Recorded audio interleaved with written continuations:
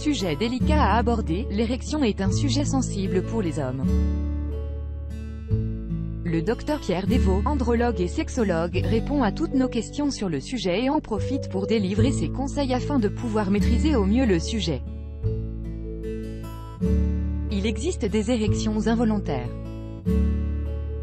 Vrai, la seule érection qui n'a pas besoin d'être stimulée est celle qui se produit le matin. Elle se produit en réalité durant les phases de sommeil paradoxal.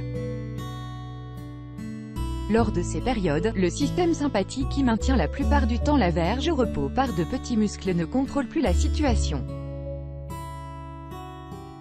Les muscles se relâchent. L'érection nocturne, les mouvements et les gestes involontaires n'ont rien à voir avec un rêve érotique, explique avec le docteur Pierre Desvaux, andrologue et sexologue. À l'adolescence, la simple vue d'une jeune fille séduisante peut provoquer une érection, mais cette réactivité perd de sa splendeur au fil de temps et du contrôle des émotions. L'alcool nuit à l'érection. Vrai et faux. Cela dépend de la quantité d'alcool absorbée. La consommation d'alcool à petite dose favorise le lâcher-prise et peut aider certains individus à se libérer sexuellement. Mais attention, trop d'alcool nuit vraiment à l'érection. Plus long à venir, plus compliqué à tenir, l'érection n'aime pas l'abus d'alcool, l'éjaculation non plus. Le problème de l'alcool, gérer la bonne quantité. Car trop d'alcool empêche d'avoir une érection dure et longue.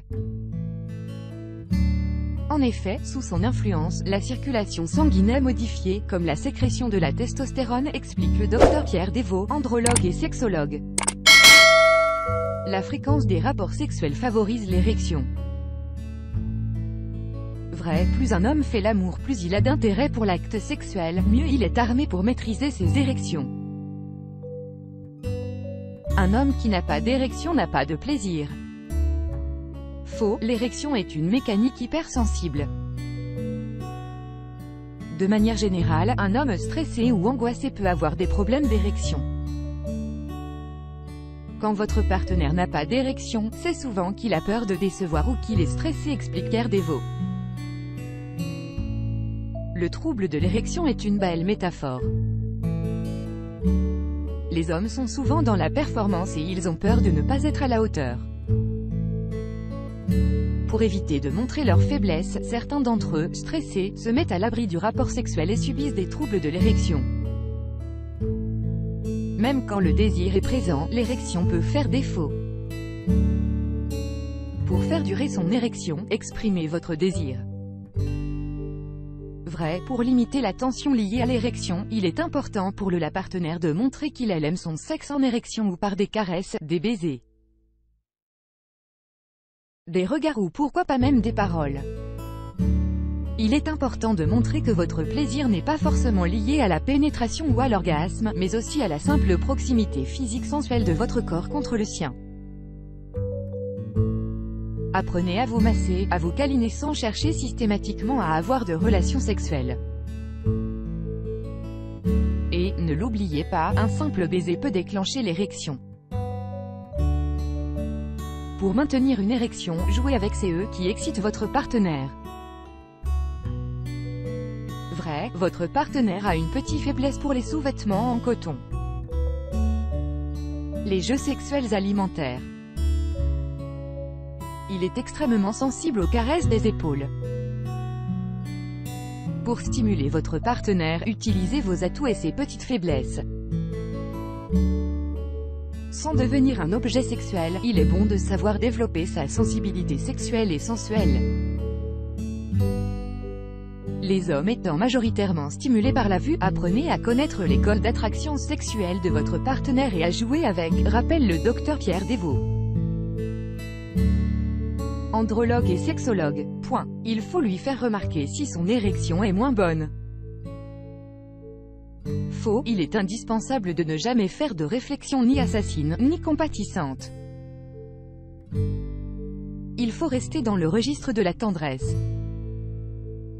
Surtout n'interprétez absolument pas le trouble de l'érection personnellement. Ne vous formalisez pas d'une diminution de la rigidité.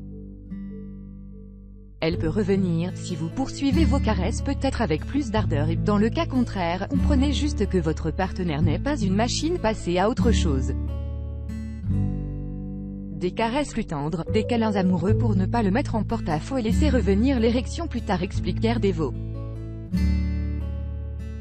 Il ne faut pas attacher d'importance à un trouble de l'érection passager, et surtout ne pas associer, ne pas bander équivaut à ne pas être un homme et ne pas avoir de désir. Il existe une période pendant laquelle un homme ne peut pas avoir d'érection. Vrai, ce temps s'appelle période réfractaire. Cette période après l'éjaculation est le temps pendant lequel un nouvel orgasme est impossible. C'est un phénomène naturel contre lequel on ne peut pas lutter. Cette période évolue avec l'âge. D'extrêmement courte à 17 ou 18 ans, elle peut atteindre un jour ou deux à 80 ans. Elle dure en moyenne 2 à 3 heures. Cependant, vous pouvez noter que plus votre excitation plus élevée, plus cette période réfractaire peut être brève, explique Pierre Desvaux. Au fil de l'âge, on peut prescrire du Viagra car un des effets bénéfiques de ce médicament est de raccourcir cette période réfractaire d'1 heure à 10 minutes, conclut notre expert.